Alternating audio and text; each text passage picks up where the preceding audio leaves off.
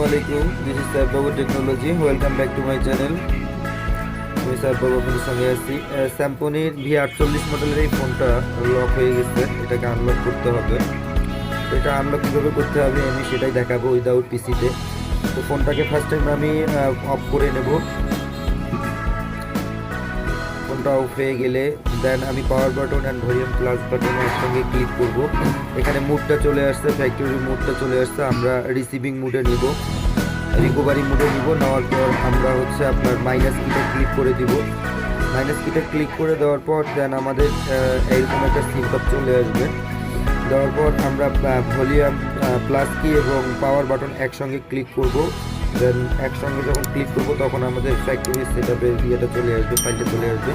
এই যে দেখতে পাচ্ছেন আমরা নিচে ইনস্টল করব। নিচের থেকে নেমে এই যে weep data and factory reset এই অপশনে এসে পাওয়ার বাটন চাপ করে দেবো, মাইনাস বাটন ক্লিক করে ইয়েস করে দেব।